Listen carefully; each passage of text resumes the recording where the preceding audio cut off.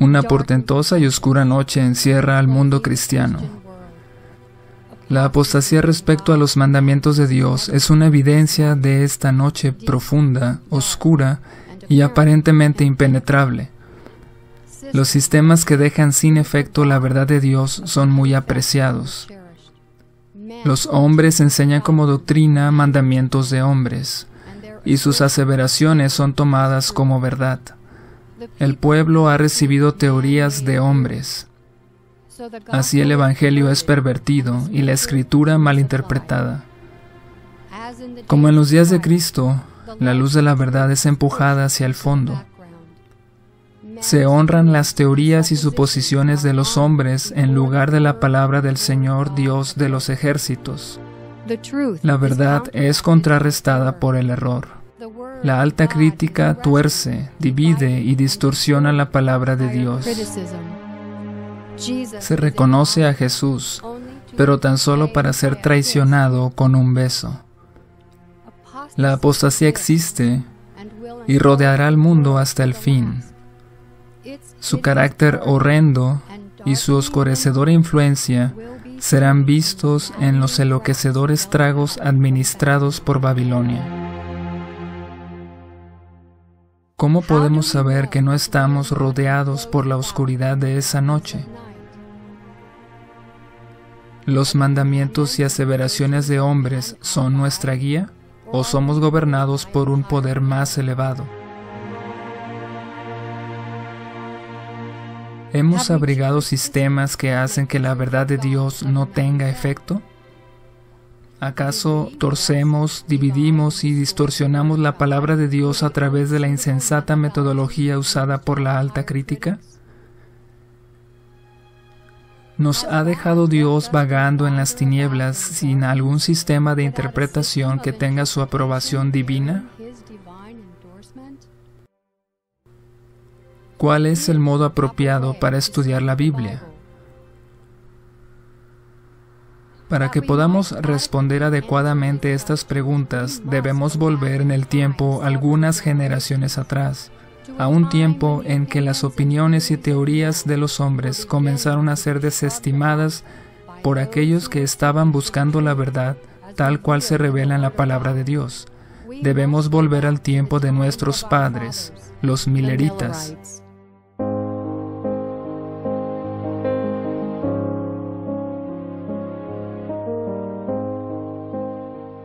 No tenemos nada que temer al futuro, a menos que olvidemos la manera en que el Señor nos ha conducido y lo que nos ha enseñado en nuestra historia pasada.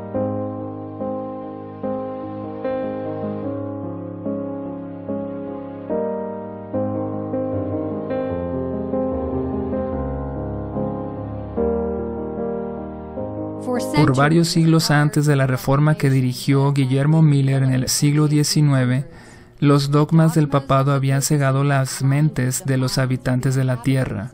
Mediante filosofías paganas y engaños frívolos, las escrituras habían sido escondidas y el resultado fue superstición y tinieblas impenetrables. La Iglesia Católica se ha opuesto totalmente a las escrituras desde el principio de su historia. Su objetivo era retener las escrituras, esconderlas de cualquier forma posible. En el libro El conflicto de los siglos, en torno a la página 49, dice que la Iglesia Católica reconoció que si la palabra de Dios fuese exaltada, entonces se le daría a Dios su lugar apropiado, y también al hombre se le daría su lugar correcto, debajo de Dios y subordinado a Él. Así que, entendiendo esto, tal como la Iglesia Católica lo hizo, vemos que esa es la razón por la que se esforzara tanto en esconder y suprimir la palabra de Dios, la Biblia. Su relación con la palabra de Dios es exactamente esa, exaltar al hombre en lugar de Dios. En cuanto a su trato hacia las Escrituras, vemos que no consideraban que la Biblia fuese la autoridad máxima, sino la Iglesia misma. Además, las escrituras solo debían ser entendidas únicamente de la manera en que la Iglesia las interpretaba, y por supuesto la Iglesia cambia constantemente en lo que cree. Entonces, eso significaba que debían esconder las escrituras de la gente común, y con el tiempo así sucedió. Pero la Iglesia también debía tener sus propios eruditos para que fuesen los únicos en interpretar las escrituras. Cuando por primera vez Martín Lutero encontró una Biblia, esta estaba encadenada al muro de un convento, porque los hombres creían que la palabra de Dios en sí misma, tal cual se lee, era maligna y peligrosa.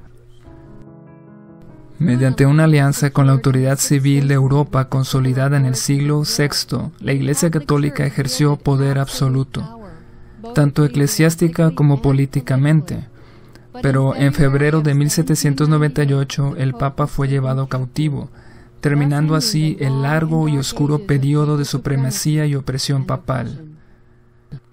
El reavivamiento, dice Elena White, es una renovación de la vida espiritual, pero reforma es, si es que puedo citar algunas de las palabras por lo menos que alcanzo a recordar, dice que es un cambio en las ideas, hábitos y prácticas. Eso es exactamente lo que significa la reforma. Así que la reforma protestante fue exactamente eso, un cambio en las ideas, hábitos y prácticas. Ahora mismo podría leerte varias declaraciones en el libro escrito, creo que su nombre es de Merle de Bougne, que habla de estos individuos tales como Zwinglio, Martín Lutero y otros, que muestra que esos reformadores protestantes comparaban escritura con escritura y permitían que la Biblia se explicara a sí misma.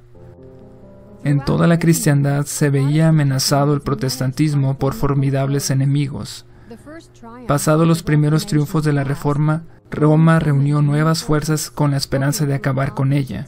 Entonces fue cuando nació la Orden de los Jesuitas, el más cruel, el menos escrupuloso y el más formidable de todos los campeones del papado. La Iglesia Católica empezó a darse cuenta que estaban perdiendo mucho terreno. La Reforma Protestante, en un periodo de unos años, había barrido en Europa. La gente comenzó a apartarse de los sacerdotes, comenzaron a alejarse del Papa y a retirarle la confianza en su autoridad. Así que, para poder recuperar su prestigio, me refiero, para que la Iglesia Católica y el Papado recobrasen su poder y su autoridad, crearon la Orden Jesuita. Comenzaron a crear escuelas para contrarrestar a las escuelas protestantes. Y en un periodo de tiempo bastante corto, desafortunadamente la Iglesia Católica había recobrado bastante de lo que había perdido. Lo que al principio comenzó como un intento de privar a la gente del conocimiento de la verdad, pronto se convirtió en una aventura para amalgamar y corromper. Una vez que la luz de la Reforma se esparció por Europa, el papado, viendo su incapacidad para prevenir el alcance de la verdad por la fuerza, en su lugar, procuró socavar la interpretación de las Escrituras, levantando instituciones de enseñanza corruptas. Los protestantes habían levantado instituciones educativas, pero la Iglesia Católica se infiltró en ellas mediante los jesuitas, de manera que los jesuitas fueron el instrumento de la contrarreforma, y su objetivo era minar la obra que la Reforma Protestante estaba haciendo. Y el énfasis principal de los jesuitas era tomar control de los sistemas de educación de los protestantes, y lo lograron en todo el mundo protestante, y cambiar cualquier tipo de metodología bíblica protestante que existiera en esas escuelas por la metodología católica, lo cual coloca la tradición y las costumbres por encima de la autoridad de la palabra de Dios, la sabiduría humana por encima de la divina. También lo lograron, incluso en las universidades adventistas. Es un hecho. La obra de los jesuitas durante la Contrarreforma fue amplia. Infiltraron cada aspecto de la sociedad, con el propósito de que las personas de Europa y del mundo volvieran a aliarse con el catolicismo. Los protestantes tenían a sus jóvenes educados por un claro "así dice el Señor", mientras que los jesuitas por un "así dice el hombre". Si tomas el control de un ser humano en sus primeros 7 años, y si quieres alcanzar a los niños que no son católicos, entonces necesitas tomar el control del sistema educativo donde esos niños van a ser formados y modelados desde una etapa temprana y continuar así. Los sistemas de educación son la herramienta de los jesuitas. Esto se ajusta a los propósitos de Satanás, tan bien como si destruyese la Biblia misma. Porque puedes tener la Biblia en tu hogar, la puedes tener en tu escritorio o en tu estante. Pero si no tenemos fe, fe implícita en la Biblia, como la palabra de Dios, bien podrías quemarla. Por lo que la metodología no se trata solo de cómo uno abre la Biblia y la estudia, más bien sobre cuál autoridad tiene la Biblia sobre la vida individual o sobre las iglesias. También sobre qué parte juega el individuo al tener que interpretar y entender las Escrituras por sí mismo. Así que este cambio no sucedió en un día, sino que vino del pensamiento griego. Y así los estudiosos, los filósofos, los sabios, llegan a ser los que entienden la Escritura, pero la persona común es incapaz de estudiar la palabra por sí misma. Una metodología que los jesuitas usan, es decir, la alta crítica, está en directa contradicción, aún así dice el Señor, sobre la manera en que se supone que debemos estudiar la palabra de Dios. Así que finalmente llega al punto en que el estudiante de ese sistema educacional va a colocar su confianza, ya sea en el maestro humano o en la palabra de Dios. La educación genuina enseña al estudiante a tener su confianza puesta en la palabra de Dios y no en los seres humanos, ni siquiera en ellos mismos. La falsa trata de inculcar dependencia en lo humano en lugar de lo divino. La alta crítica destruye la fe en la palabra de Dios, pues depende del intelecto humano para entender la palabra de Dios. Leo del Conflicto de los Siglos, página 584. No debemos olvidar que la disposición dócil y sumisa de un niño es el verdadero espíritu del aprendiz. Las dificultades bíblicas no pueden ser resueltas con los mismos métodos que se emplean cuando se trata de problemas filosóficos. Yo sé que muchas personas van a tener un terrible problema con esto. El mismo poder que nos da el perdón de nuestros pecados, el mismo poder que nos habilita para vencer nuestros pecados, es el mismo poder que nos ayuda a entender las Escrituras. No puedes separar estas dos cosas. La capacidad para hacer la voluntad de Dios no es diferente de la capacidad para entender las Escrituras. Ambas vienen del Espíritu Santo.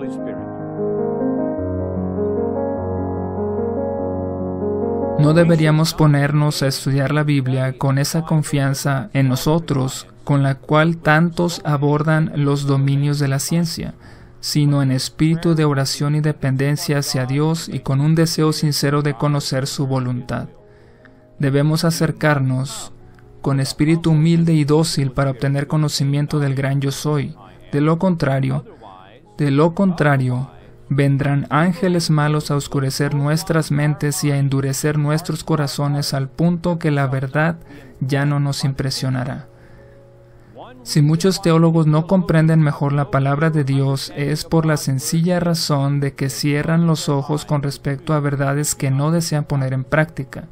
La comprensión de las verdades bíblicas no depende tanto de la potencia intelectual aplicada a la investigación, como de la sinceridad de propósito y el ardiente anhelo de justicia que animan al estudiante.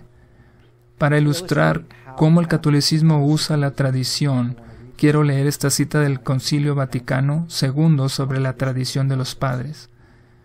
Por lo tanto, existe una estrecha relación y comunicación entre la tradición sagrada y las Sagradas Escrituras, pues ambas fluyen desde la misma fuente, divina. En cierto modo se funden en una unidad y tienden hacia el mismo fin, pues la Sagrada Escritura es la palabra de Dios tanto como se ha encargado a escribirla bajo la inspiración del Espíritu Divino. Para los sucesores de los apóstoles, la tradición sagrada transmite en toda su pureza la palabra de Dios, la cual fue confiada a los apóstoles por Cristo, el Señor y el Espíritu Santo. De esa manera, por la luz del Espíritu de la verdad, estos sucesores pueden preservar la palabra de Dios fielmente en su predicación, así como explicarla y hacerla más ampliamente conocida. Por consiguiente, no es solo de las Sagradas Escrituras que la Iglesia recibe la certeza acerca de todo lo que le ha sido revelado. Por lo tanto, son ambas, la tradición sagrada y las Sagradas Escrituras, que han de ser aceptadas y veneradas con la misma devoción y reverencia. Así que vemos aquí que la Iglesia Católica, de una manera muy elocuente, trata de atar o dar autoridad a la tradición como igual a la autoridad de las Escrituras. Es sutil, pero mucha gente que lee esto, pues le suena natural que la Iglesia deba tener cierta autoridad.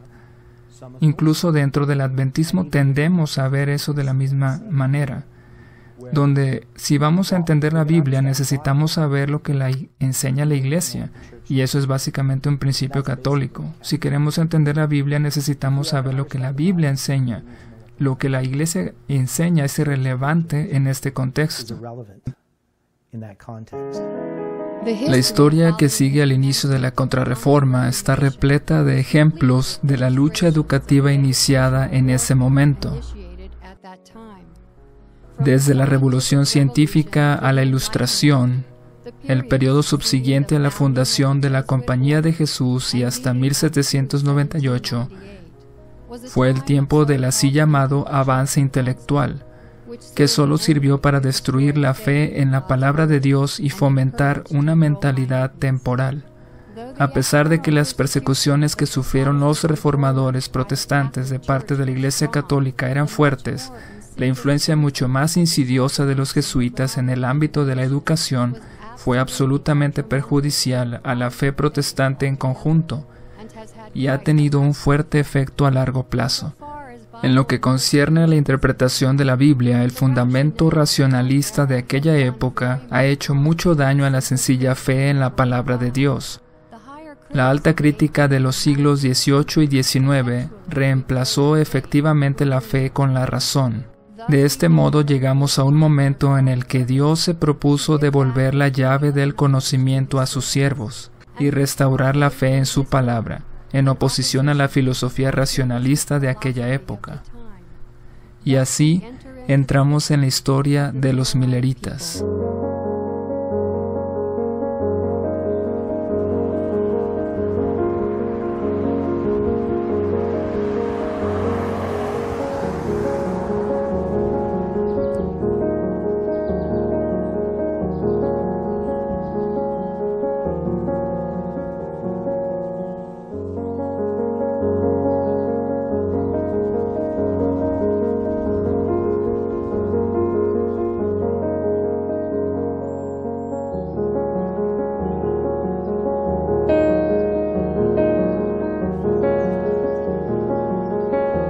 Una de las influencias que salió de la era de la Contrarreforma fue el deísmo, que cree en la existencia de un creador que no interviene en el universo que él mismo creó. Por lo que los deístas no creen en la inspiración de la Biblia, consignando la fe al bote de la basura y la razón al púlpito. Esto si es que asisten a los servicios religiosos. Este era el triste estado de nuestro querido hermano Guillermo Miller, cuando el Señor intervino providencialmente en su vida. Se convirtió en un deísta. Dejó la fe de sus padres, incluso hasta el punto de ridiculizar a sus parientes ancianos, algunos de los cuales eran ministros del Evangelio. Los ridiculizaba y se burlaba de ellos, en su creencia de la palabra de Dios, en su predicación de la palabra de Dios. Pero Después de una serie de circunstancias en su vida, llegó hasta el punto de una entrega total a Cristo. Fue en la batalla de Plattsburgh, en el lago Champlain, en 1814, que Miller vio la mano de Dios ayudando a los estadounidenses a vencer a los británicos. 2 años más tarde comenzó su estudio sistemático de las Escrituras. La mayor evidencia de que Jesús es el Mesías, el Salvador del mundo, la tenemos al comparar las profecías del Antiguo Testamento con la historia del Nuevo. Cuando él llegó a esa comprensión de que el Salvador solo puede ser visto en la Biblia se convirtió en el libro de los libros para él. No deseaba otra cosa que familiarizarse con su Creador, con su Salvador, mediante la Biblia, por lo que comenzó a estudiar la Biblia de principio a fin muy metódicamente, de manera sistemática, comparando escritura con escritura. Hizo entonces pública profesión de fe en la religión que había despreciado antes, pero sus compañeros incrédulos no tardaron en aducir todos aquellos argumentos de que él mismo había echado mano a menudo contra la autoridad divina de las Santas Escrituras. No estaba todavía preparado para contestarles, pero razonó que, si la Biblia es una revelación de Dios, debía ser consecuente consigo misma, y que, habiendo sido dada para instrucción del hombre, debía estar adaptada a su inteligencia. Resolvió estudiar las Sagradas Escrituras por su cuenta y averiguar si toda contradicción aparente no podía armonizarse. Tal como Elena de White lo saca a relucir en el principio del capítulo, en el conflicto de los siglos, se llama un reformador estadounidense, ella dice que un granjero honesto y recto fue a quien Dios había elegido para dar el mensaje de la pronta venida de Cristo al mundo. Él era el hombre que Dios había escogido. Tenía su Biblia King James. Eso también es importante. No se puede usar cualquier Biblia. Tiene que ser una Biblia que ha sido establecida en el movimiento de reforma y en los textos correctos, la cual no ha sido superada por las nuevas Biblias ni por algún descubrimiento de textos antiguos. También tenía una concordancia Cruden, y esto es lo que él hizo. Básicamente en 2 años estudió la Biblia. En 1818 había llegado a comprender las profecías que le atribuimos, específicamente los 2300 días. Todo el mundo conoce acerca de esa profecía.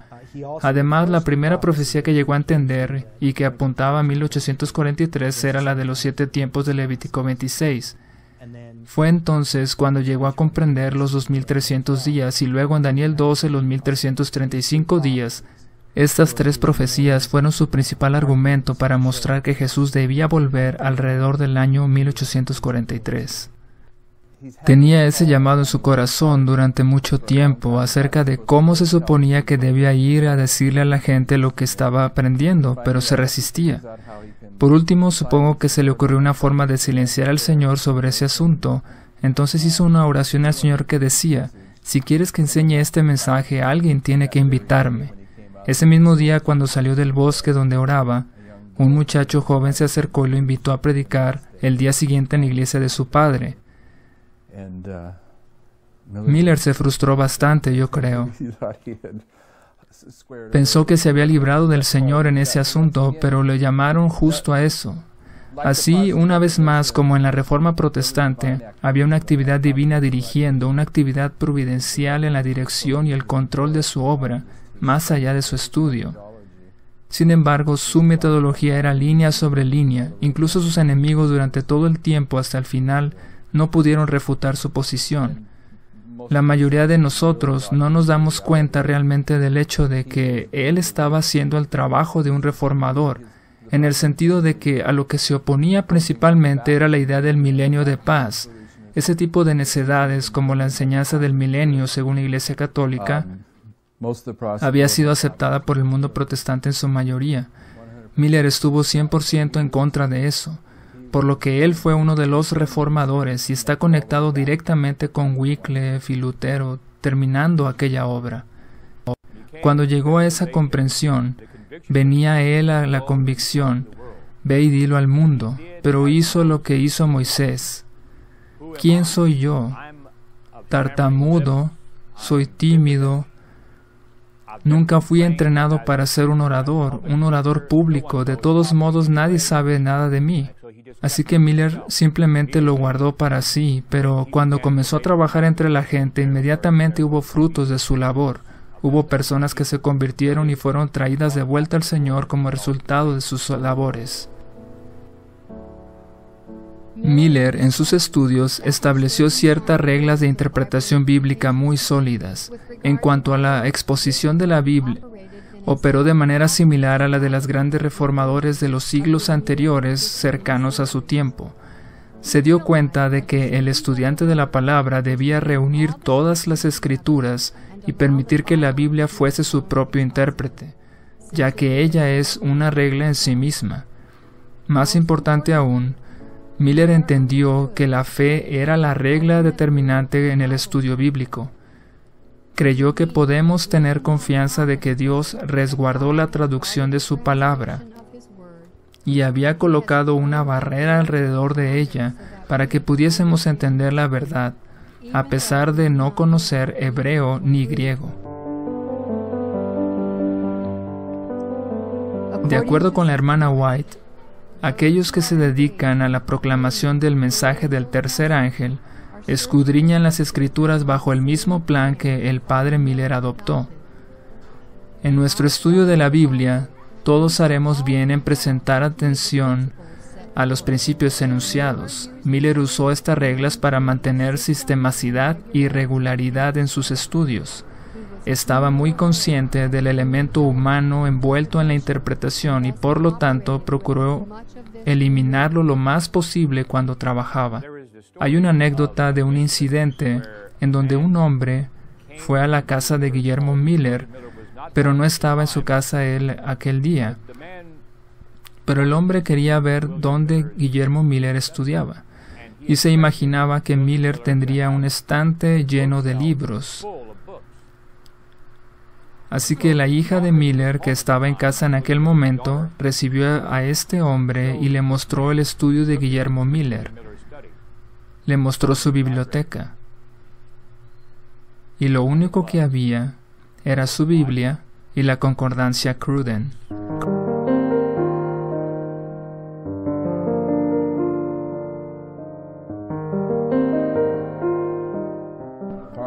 Las referencias marginales en la Biblia son los lugares donde los seres humanos han notado que esta historia en este pasaje es igual a esta otra historia de acá y es igual a esta otra. Y eso es lo que Miller estuvo haciendo, o esta palabra de aquí y esta palabra de acá y esta palabra, esto es línea sobre línea. El entendimiento de Miller sobre cómo estudiar la Biblia es notable, en el sentido de que él estaba en un entorno en el que se comenzaban a formar todas estas ideas diferentes acerca de la manera de estudiar las Escrituras. Por ejemplo, las propias escuelas ya habían comenzado un sistema de alta crítica. Gran parte de la culpa de las malas interpretaciones de las Escrituras y sobre todo de las profecías están ligadas a la contrarreforma. Ya estaban poniendo su dependencia en pastores bien conocidos o autores bíblicos de renombre, pero Miller no fue arrastrado a eso. Quiero decir, él usó a historiadores y otros pastores como un punto de referencia, pero nunca los utilizó para definir su mensaje. La contrarreforma desanimaba a las personas de creer a la palabra de Dios tal cual se lee. Había teólogos destacados en el tiempo de Miller que evidentemente habían recibido algunas de las falsas interpretaciones que eran comunes en ese tiempo. La gente incluso llegó al punto de no creer que Cristo vendría literalmente en las nubes del cielo. Aquellos que adoptan los métodos que utilizan los teólogos no permiten que las Escrituras se expliquen a sí mismas.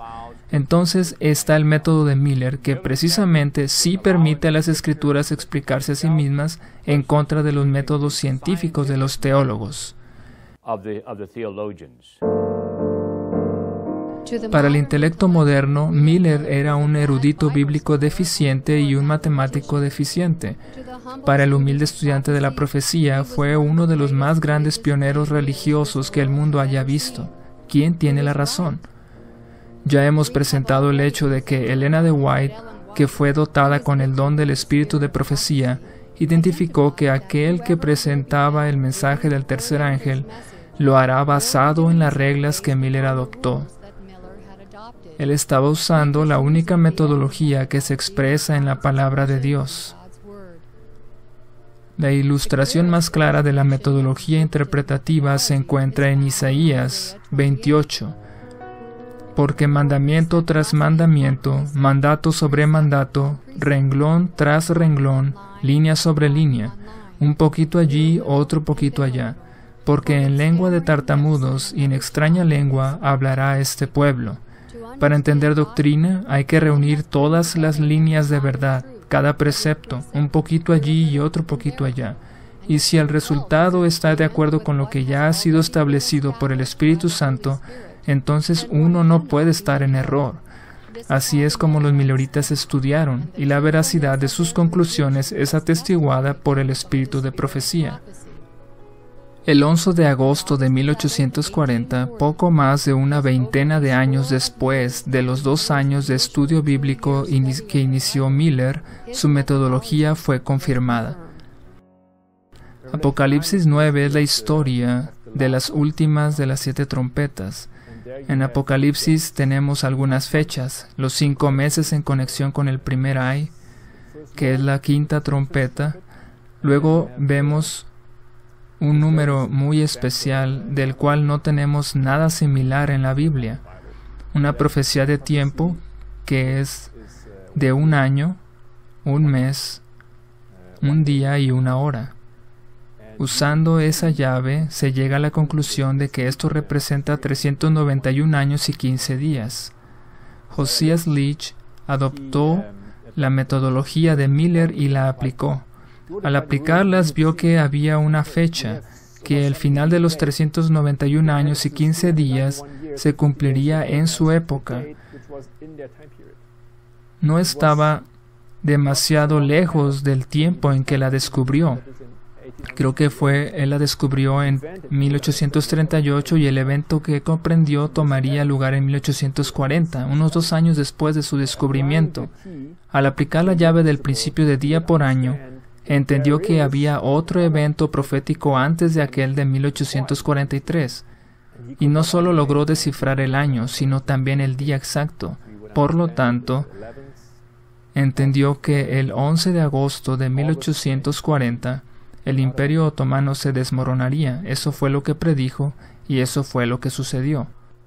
El acontecimiento cumplió exactamente la predicción. Cuando se llegó a conocer, multitudes se convencieron de que los principios de la interpretación profética adoptados por Miller y sus compañeros eran correctos, con lo que recibió un impulso maravilloso el movimiento adventista. Cuando aconteció esto el 11 de agosto de 1840, no fue solo un cumplimiento profético de que el Imperio Otomano comenzó a colapsar, sino que también confirmó las reglas, principalmente el principio de día por año, que era la regla primaria de los milleritas.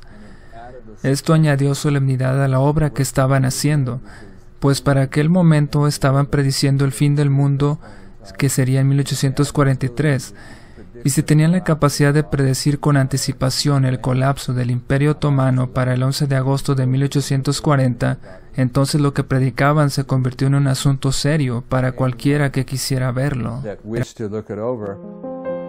El hecho de que los milleritas pudiesen predecir con exactitud el futuro añade mucho peso a su metodología, pues no muy a menudo alguien llega a conclusiones proféticas correctas utilizando principios erróneos de exposición. En 1842, de acuerdo con la hermana White, una porción de la profecía contenida en Habacuc capítulo 2 vio su cumplimiento a través de la publicación del diagrama profético de 1843.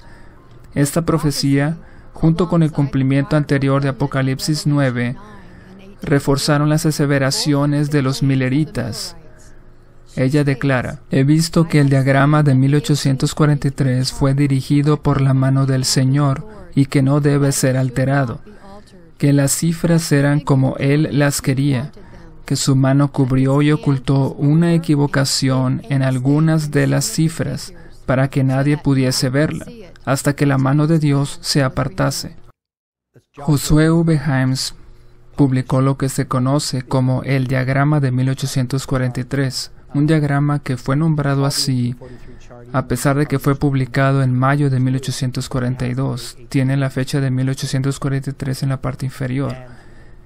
Ese diagrama expuso las profecías de Daniel y Apocalipsis, comenzando en el 677 a.C. con la cautividad de Manasés y llega hasta 1843. También expone lo que Miller llegó a entender, lo que los milleritas llegaron a entender en relación con la profecía. Pero cuando llegaron al primer chasco al final del año de 1843 judío, entendieron que tan solo habían contemplado un cumplimiento profético con respecto al diagrama de 1843. Esto era una evidencia más de que Dios los estaba guiando, lo cual les permitió pasar por el tiempo de tardanza. Al mismo tiempo les dio una motivación para encontrar qué era lo que no habían entendido, porque dice que la visión no mentiría, a pesar de que pareciera estar tardando. Todas las profecías de tiempo en los diagramas, el diagrama de 1843 y el diagrama de 1850, todas las profecías de tiempo en esos diagramas están basados y dependen, se podría decir, en el principio de día por año. Fitch básicamente estudió todo lo que Miller estaba enseñando y luego lo colocó en el diagrama. Este diagrama, por cierto, representa los fundamentos de las enseñanzas milleritas. Tiene todo lo que estaban enseñando, esos fueron los temas. Así que cuando se estudia este diagrama, sabe lo que ellos enseñaban, lo que creían, sin aquella experiencia progresiva, la cual creo es de suma importancia comprender y estudiar. Y como adventistas del séptimo día necesitamos mirar aquella historia millerita y ver cómo Dios los guió a paso, cómo desplegó esas verdades delante de ellos, que no simplemente se las dio todas de una sola vez, sino que tenían que pasar por una experiencia. Así que Dios tenía que hacer dos cosas: preparar un mensaje y a un pueblo, y es la experiencia la que da eso. Podemos ver esto en su trato con los antiguos israelitas y cómo fue su trato con los judíos durante el tiempo del cautiverio de Babilonia. Este movimiento es progresivo, o la reforma que ocurrió bajo el reinado de Ciro, Darío y de Artajerjes, o la del tiempo de Cristo, o la iglesia cristiana, o la reforma protestante. Los principios del trato de Dios con los hombres son siempre los mismos. Cuando se entiende el concepto del principio y del fin, que Jesús ilustra el final con el principio, el cual se repite consistentemente desde el inicio de las Escrituras hasta el final, entonces se puede ver por la fe, entender que el comienzo del adventismo en la historia millerita ilustra el final del adventismo mediante la historia millerita. Isaías 28, línea sobre línea, es el mensaje de la lluvia tardía. Aquellos que no reconocen este mensaje de la lluvia tardía y la metodología de línea sobre línea, mandato sobre mandato, caerán de espaldas, serán quebrantados, enlazados y presos. Así que el mensaje de la lluvia tardía, es decir, la metodología sobre cómo entender y enseñar el mensaje de la lluvia tardía, es una prueba de vida o muerte. Esa prueba de vida o muerte fue tipificada por el diagrama en la historia millerita. Cuando se produjo el diagrama de 1843, es decir, en mayo de 1842, y puedes ir y leer los escritos de Guillermo Miller de aquel tiempo, él dice que los hermanos con los que trabajaba vinieron y le dijeron: Padre Miller, aunque no recuerdo si ya le decían padre en ese tiempo, elimina ese sí. La razón por la que decían esto era que acababa de publicar un diagrama, el cual decía 1843 exclusivamente. Pero Miller nunca había dicho esa afirmación. Él decía, si mis cálculos son correctos, alrededor de 1843, tal vez un poco antes, tal vez poco después, pero cuando el diagrama se publicó, se dirigieron a Miller y le dijeron, deja de decir sí. Luego, a partir de ese punto, Miller explica su interacción con estos líderes. Habla de la persecución que estalló sobre ellos. Así que a partir de allí, los diagramas se convierten en un punto de referencia, no solo en 1842, no solo por el mensaje de que está en el diagrama, sino esa misma metodología. Ese mensaje no se habría desarrollado sin ella. Entonces el diagrama se vuelve un símbolo de ambos, de la metodología y del mensaje que surge a partir de esta. Ya el 19 de abril de 1844 los protestantes habían cerrado sus puertas y dentro de unos pocos meses, desde abril hasta octubre, y cuando llega octubre la hermana White dice que los protestantes continúan orando hacia el lugar santo y Satanás responde sus oraciones. Su rechazo del mensaje y por lo tanto de la metodología de esos diagramas era de vida o muerte. Es de la misma forma en que el rechazo del método de línea sobre línea, mandamiento sobre mandamiento de Isaías 28 es de vida o muerte para los que van y caen de espaldas y son quebrantados, enlazados y presos. Los diagramas se convierten en el símbolo de la metodología que produce las dos clases de adoradores, es de vida o muerte.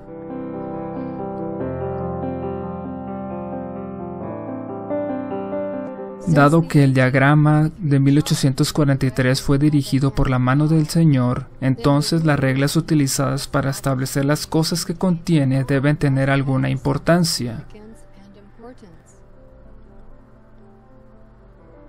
Los milleritas entendían que en algún momento en el año 1843 Cristo regresaría. Al final del año, contando el año de primavera a primavera, fue finalmente identificado como siendo el 18 de abril de 1844. Cuando este tiempo pasó, los milleritas se encontraron con un chasco por primera vez y el tiempo de tardanza de Mateo 25 comenzó. Fue en este punto que el fanatismo entró en el movimiento. Más bien, las enseñanzas fanáticas erróneas que se estaban enseñando definitivamente se basaron en una metodología incorrecta, mientras que la verdadera metodología preparaba a la gente para dar el clamor de medianoche.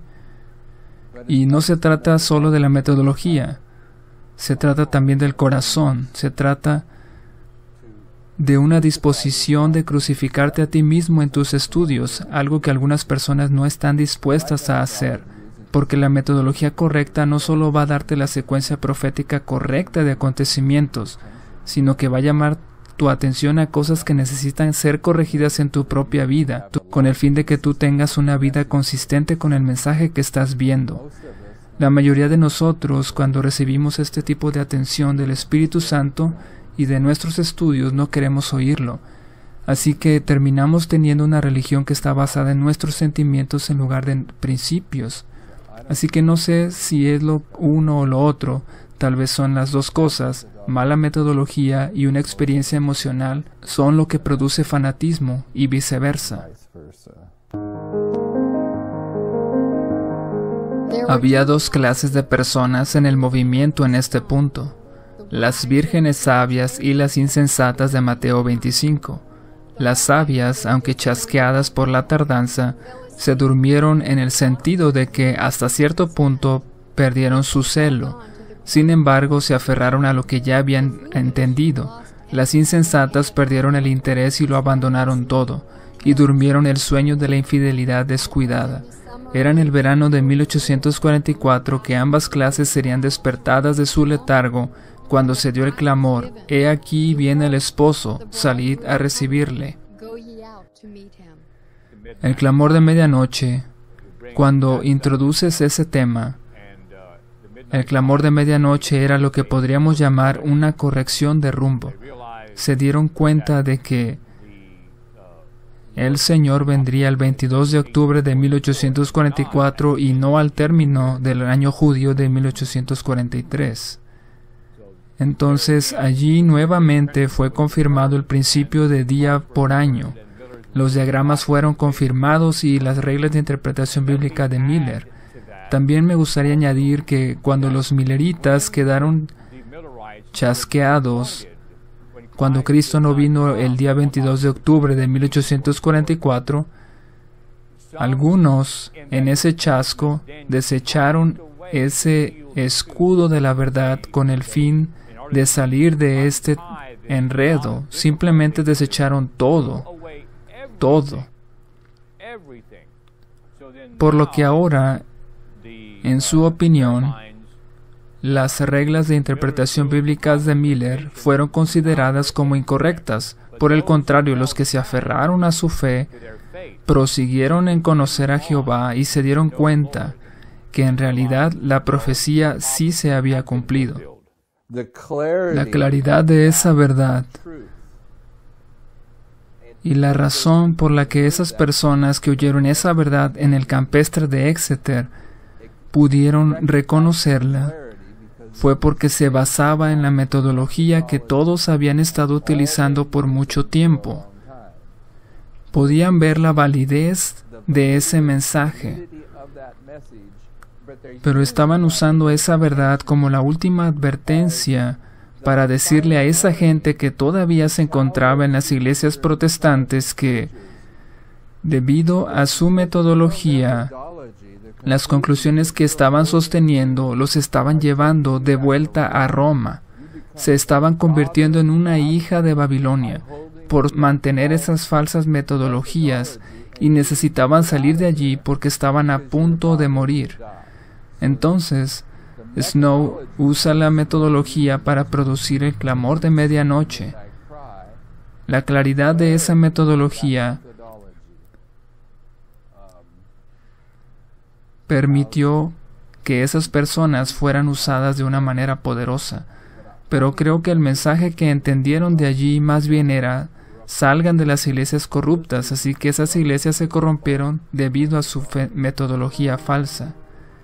En su primera visión, la hermana White identifica claramente que el clamor de medianoche es la luz brillante al comienzo del sendero de la compañía adventista, que brilla a lo largo de todo el camino, dando luz a sus pies para que no tropiecen. Por otra parte, aquellos que negaron esa luz cayeron del sendero al mundo sombrío y perverso. No es sorprendente que el mensaje dado en el verano se basó en los mismos principios de interpretación que Miller estableció un cuarto de siglo antes. El clamor de medianoche fue la cereza del pastel. Es el principal desarrollo del mensaje de los milleritas. Los milleritas creían que el mundo estaba llegando a su fin inicialmente en 1843. Ese año pasó, pero ahora saben que el fin es en 1844. Así que utilizando la metodología correcta, si usted lee el estudio de Samuel Snow, verá que eso es exactamente lo que él estaba haciendo. Utilizaba línea sobre línea. Usando la metodología de línea sobre línea, Samuel Snow llega al entendimiento de que el tiempo señalado para que la visión hablase era el 22 de octubre de 1844. Hemos llegado a un punto de transición. El clamor de medianoche había dirigido al pueblo adventista al 22 de octubre de 1844. Según pensaban, eso marcaba el retorno glorioso de nuestro querido Salvador. Cuando ese día pasó, se encontraron con tan amargo chasco que apenas podemos imaginarlo. ¿Estarían mal las profecías? ¿Habrían estado estudiando la Biblia incorrectamente durante todo este tiempo? ¿Estaban en lo correcto los altos críticos después de todo? Hasta ahora hemos mostrado que Miller utilizó un conjunto de reglas buenas y sistemáticas con el fin de entender la Biblia. Hemos enumerado ejemplos históricos que confirman el uso de sus reglas, y lo más importante es que hemos defendido estos ejemplos con declaraciones claras del espíritu de profecía. Sin embargo, hay un problema al que aún debemos abordar, y la única manera de entenderlo es continuar a través de la historia adventista.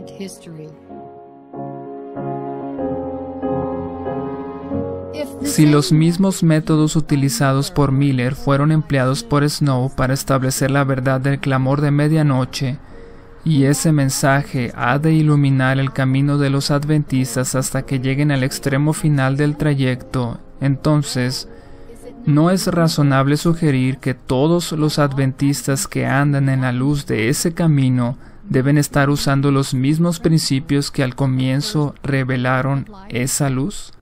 Mientras miraban a Cristo por fe, mientras se daban cuenta de que efectivamente habían pasado del lugar santo al lugar santísimo en el santuario celestial, cuando entraron en el santuario como está descrito en Apocalipsis 11:19, descubrieron el arca del pacto. Entonces se dieron cuenta al estudiar las escrituras de que en esa arca del pacto estaba la ley de Dios y dijeron, ¡Hey! La ley de Dios nunca ha sido cambiada, nunca ha sido cambiada. Es la misma que se dio a Moisés en el monte Sinaí. A partir de ese momento llegaron a una comprensión correcta de la marca de la bestia y de la cuestión del sábado y del domingo. Esto es algo sumamente esencial que lo deben entender los adventistas. Y es que todo está relacionado. Si rechazas el clamor de medianoche, entonces no eres dirigido hacia el santuario, mucho menos eres guiado hasta el lugar santísimo del santuario celestial. Y no tienes una comprensión correcta del asunto del sábado y del domingo, o del cambio del sábado hecho por el papado. Todo está entrelazado y conectado con el clamor de medianoche. Si rechazas el clamor de medianoche, rechazas la metodología de Miller. Aquellas personas en el adventismo no se dan cuenta de lo que están haciendo cuando rechazan las reglas de interpretación bíblica de Miller. No reconocen lo que están haciendo porque están rechazando todo lo demás que viene después. Dice, pero Dios había dirigido a su pueblo en el gran movimiento adventista. Su poder y su gloria habían acompañado la obra, y Él no permitiría que ésta terminase en la oscuridad y en un chasco, para que se la cubriese de oprobio como si fuese una mera excitación mórbida y producto del fanatismo. No iba a dejar su palabra envuelta en duda e incertidumbre. Aunque muchos abandonaron sus primeros cálculos de los periodos proféticos y negaron la exactitud del movimiento basado en ellos, otros no estaban dispuestos a renunciar a puntos de fe y de experiencia que estaban sostenidos por las Sagradas Escrituras y por el testimonio del Espíritu de Dios. Creían que, y presten atención a estas palabras, creían haber adoptado sanos principios de interpretación en sus estudios de las profecías. ¿Cuáles son esos principios de interpretación? No pueden ser otra cosa que lo que llamamos las reglas de interpretación bíblica de Miller, y que era su deber atenerse firmemente a las verdades ya adquiridas, por supuesto a partir de esos sólidos principios de interpretación, y seguir en el mismo curso de la investigación bíblica. El mismo curso de la investigación bíblica. Las mismas reglas que Miller y sus colaboradores dieron y usaron. Orando con fervor, volvieron a considerar su situación y estudiaron las Santas Escrituras para descubrir su error. Como no encontraron ningún error en sus cálculos de los periodos proféticos, fueron llevados a examinar más de cerca la cuestión del santuario. Me gustaría añadir y subrayar esto. Si ellos hubieran adoptado otros principios de interpretación bíblica, Te garantizo que nunca habrían llegado a una comprensión correcta del santuario, del sábado y del estado de los muertos y de ninguna otra de las verdades que nosotros, como creyentes adventistas del séptimo día, consideramos sagradas. Fue durante ese tiempo que los primeros adventistas lucharon día y noche para afirmar la verdad para aquel tiempo. Revisaron el pasado a la luz del presente y a menudo pasaron noches enteras orando por luz.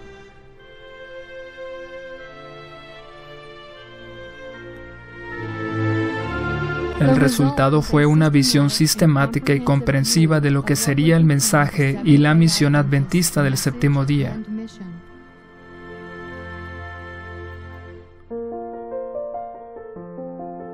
Esto fue expresado en el diagrama profético de 1850. La hermana White afirma que vio que había una profecía de este diagrama en la Biblia, y también que Dios le mostró la necesidad de producir un diagrama, que era necesario, y que la verdad declarada en tablas impresionaría mucho y causaría que las almas llegasen al conocimiento de la verdad.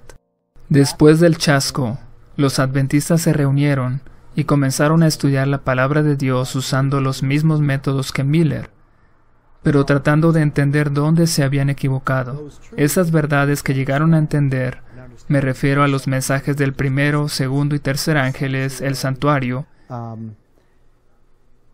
ahora toman toda la verdad que estaba en el diagrama de 1843 y la colocan en un nuevo diagrama que es llamado el diagrama de 1850 o el diagrama de Nichols, que incluye estas nuevas verdades.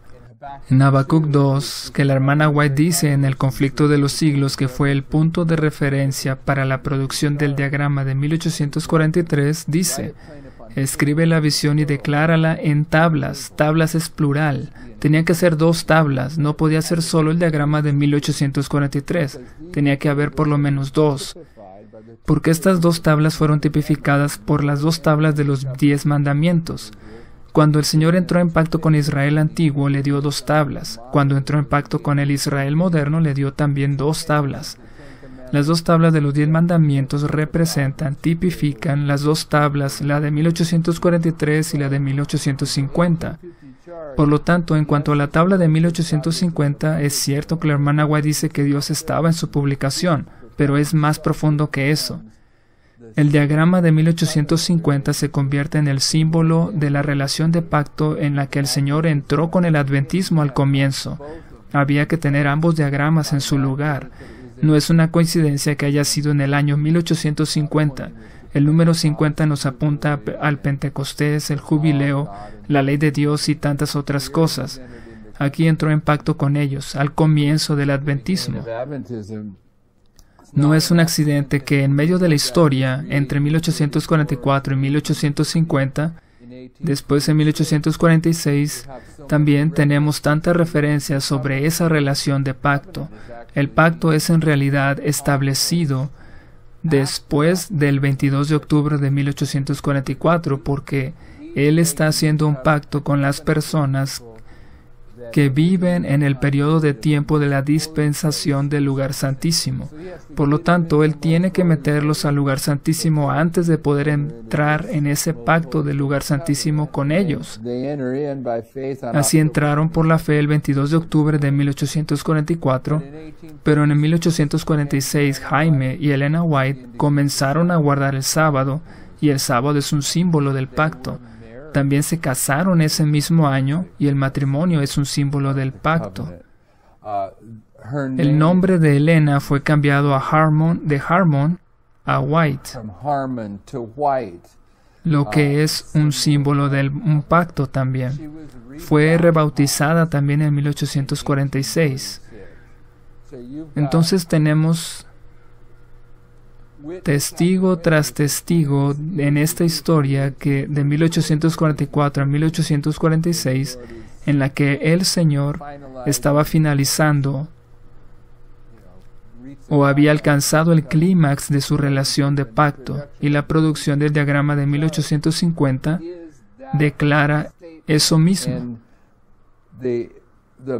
Así que la motivación humana y divina, no sé, pero la motivación divina humana para ese diagrama de 1850 es que allí ya estaban listos para llevar su mensaje afuera al mundo, pero de 1844 a 1846 no hicieron nada de evangelismo público.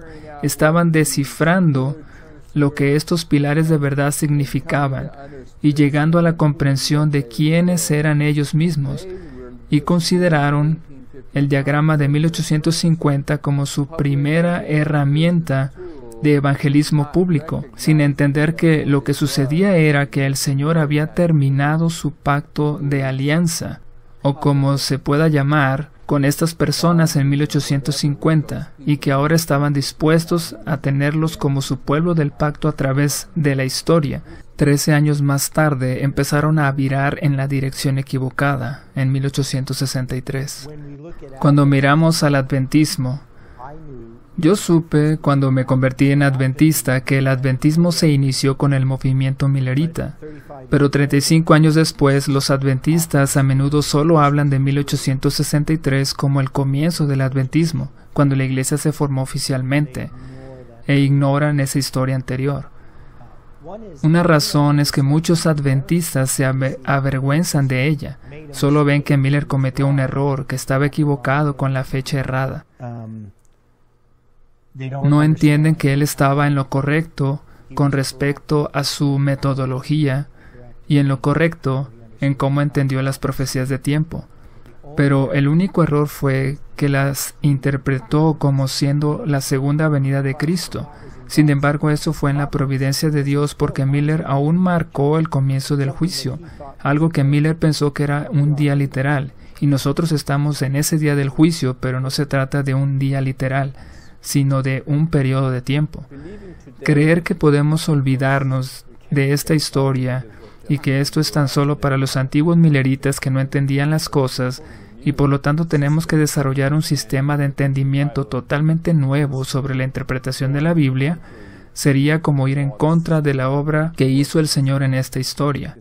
Así que los fundamentos han sido establecidos y tenemos muchas citas de Elena de White que dicen, este es el fundamento, aquello que fue establecido en el periodo de 1840 a 1844, básicamente.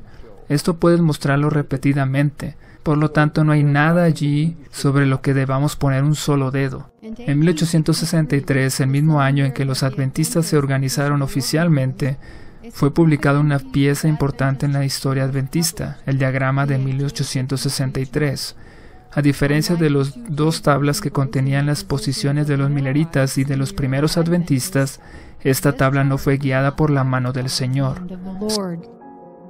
El diagrama de 1863 no contiene texto, quedando así descalificado para ser un cumplimiento de las tablas profetizadas en Habacuc capítulo 2.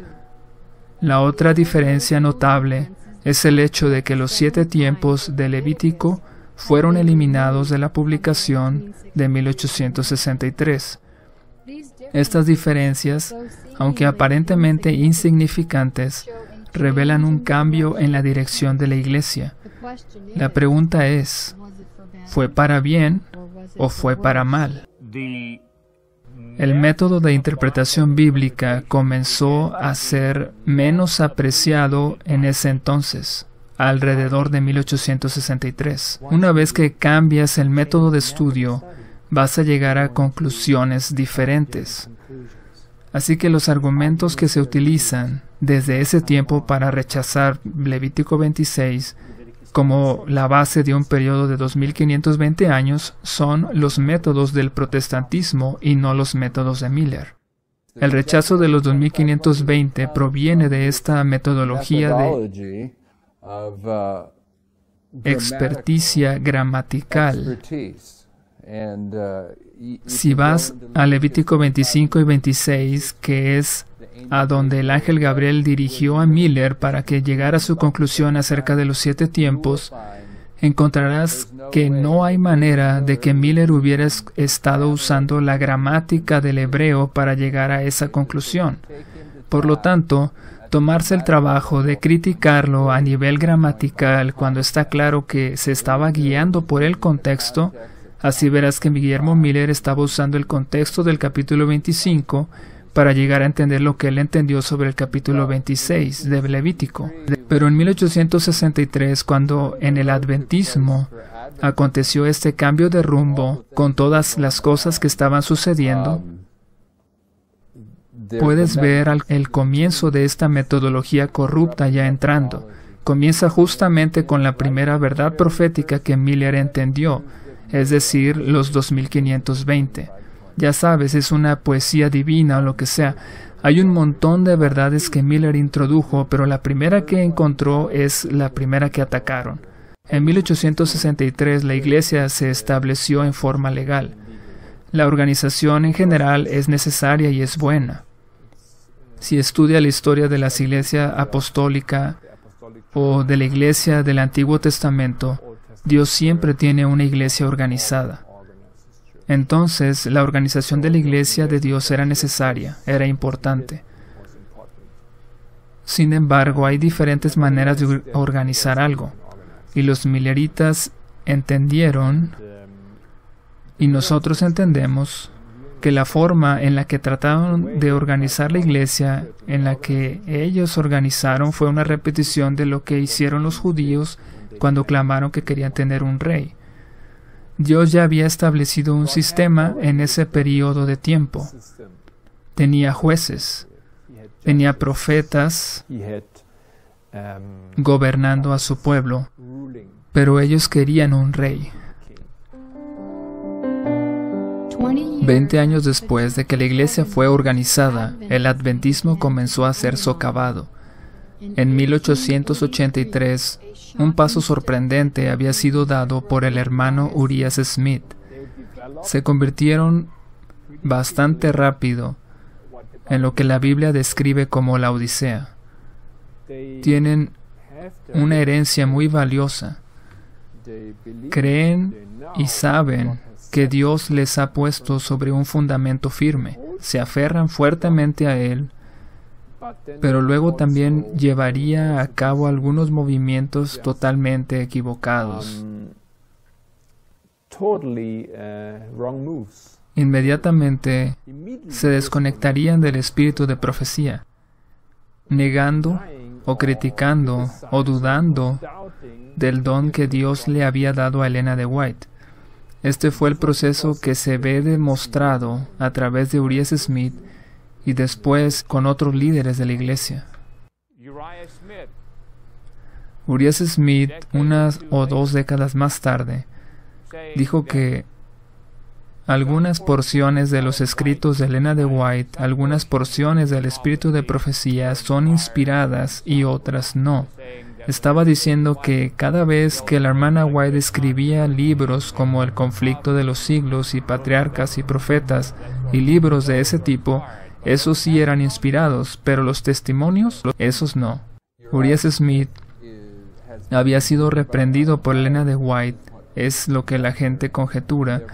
Por lo tanto, forma una teoría de que ciertos pasajes de los escritos de la hermana White no son inspirados. Solo es inspirado cuando ella dice, se me mostró, cuando dije, un ángel dijo.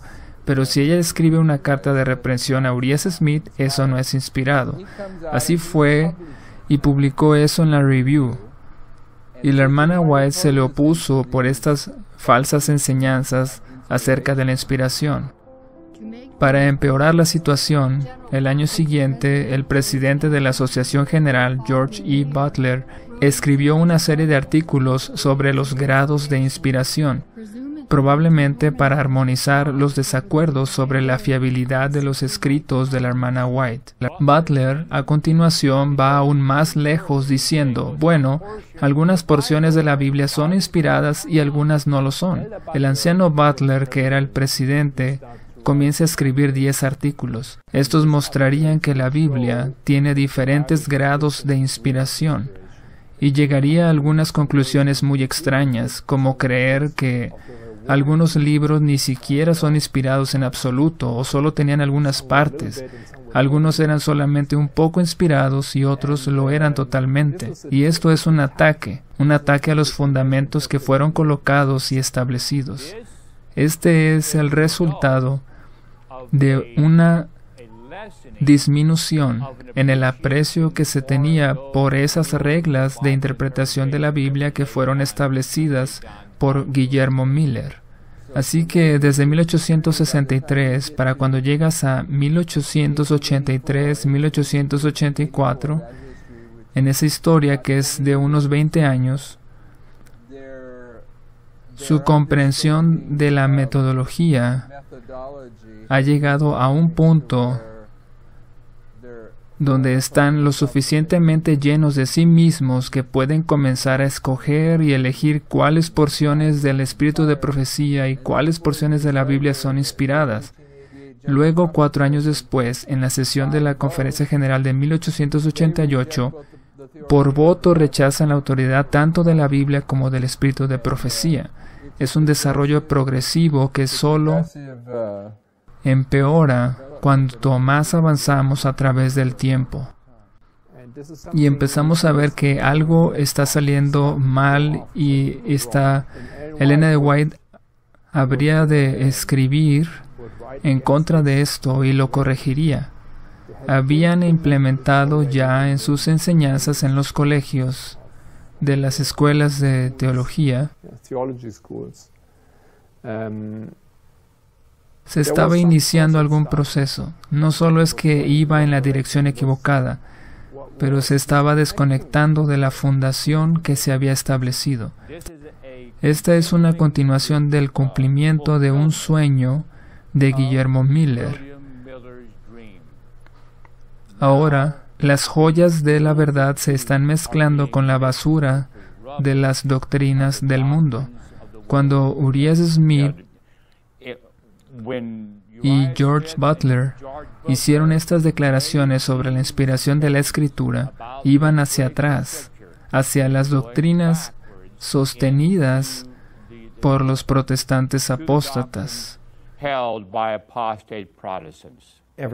Desde que soy adventista, hay una idea de lo que llamaríamos el pensamiento inspirado, que solo los pensamientos son inspirados, y entonces el escritor puede escribir cosas y dado que solo sus pensamientos son inspirados, tiene una especie de naturaleza imperfecta en la cual está escrita la inspiración. Una de las razones por la que esto se hace en el adventismo, creo, es que debilita a Elena de White. Entonces, Elena de White solo copia, toma prestado de diferentes personas, no puedes confiar en su cronología porque ella solo está tomando estas palabras de otras personas, o en general es solo un tipo de inspiración o que solo es buena como escritora devocional, pero no podemos depender de ella como dependeríamos de las escrituras. Y esto es muy predominante dentro del adventismo, este tipo de opiniones. Cualquier adventista que esté viendo esto, la gran mayoría de ellos van a creer eso de Elena de White. Así que cuando leemos lo que ella dice sobre la inspiración, contesta estas opiniones. También tiene bastante claro que la inspiración es una combinación de divinidad y humanidad. Tal como la divinidad y la humanidad combinadas no pueden cometer pecado cuando están bien unidas, así también las escrituras. Ese elemento divino y el elemento humano unidos, así se convierte en la palabra de Dios. Son una perfecta unidad de lo humano con lo divino. Esto es muy diferente a pensamiento inspirado. La forma en que trato de ponerlo es inspiración de la persona, así lo llamo. Dios está inspirando a esa persona. Cuando miramos versos como ninguna profecía de la Escritura es de interpretación privada, sino que los santos hombres de Dios hablaron siendo inspirados por el Espíritu Santo, allí Pedro está tratando de decirnos que el Espíritu Santo no solo inspira la Escritura, sino que también debe ser usado para interpretarla. Así la persona que lee las Escrituras necesita del mismo Espíritu Santo que las dio. Cuando debilitas las escrituras de esa manera, eso lleva al hombre a colocarse por encima de las escrituras.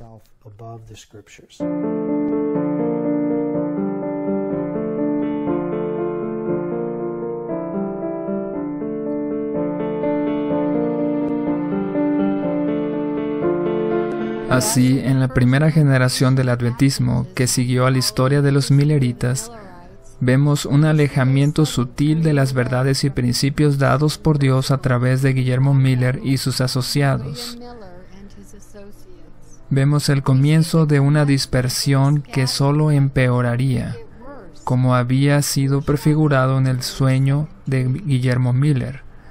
Vemos un alejamiento de los fundamentos que fueron firmemente establecidos durante el auge del gran movimiento del segundo advenimiento, y un retorno hacia el vómito de las metodologías apóstatas y protestantes, que en definitiva encuentran su origen en la filosofía racionalista de los siglos XVII y XVIII.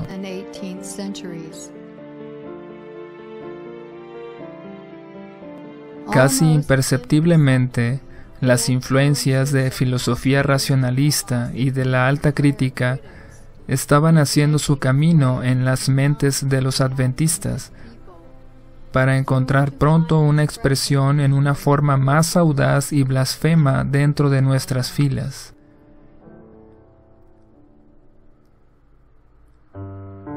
Solo 4 años después de la publicación de los artículos de Butler sobre los grados de inspiración, la infame Conferencia General de 1888 se llevó a cabo en Minneapolis.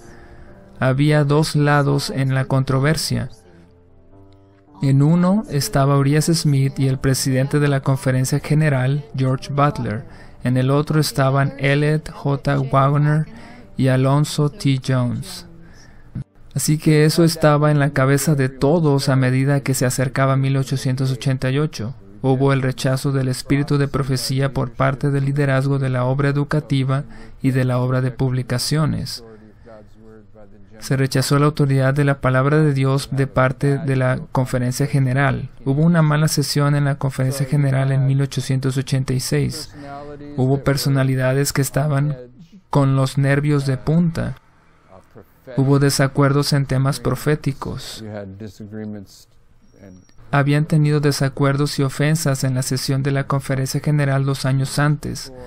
Los principales jugadores eran Jones, Waggoner y la hermana White en cuanto a la presentación del verdadero mensaje. Llegaron al punto en esa historia cuando la hermana White decidió irse porque podía ver en las reuniones que el Espíritu Santo no estaba siendo escuchado por los líderes, ni por cualquier otra persona allí. Pero su ángel le dijo, no, debes quedarte y registrar esto. Están repitiendo la rebelión de Coré, Datán y Abiram. Entonces la hermana White se quedó allí para revisar eso, y podrás ver que en esa reunión el Espíritu Santo fue rechazado, la Biblia fue rechazada, la autoridad del Espíritu de profecía fue rechazada, la autoridad de los 2 mensajeros seleccionados, Jones y Waggoner, fue rechazada. Esto conduce a las consecuencias después de 1888, que solo han continuado desarrollándose en la apostasía omega. La falta de voluntad para renunciar a opiniones preconcebidas y aceptar esta verdad fue la principal base de la oposición manifestada en Minneapolis contra el mensaje del Señor expuesto por los hermanos Waggoner y Jones.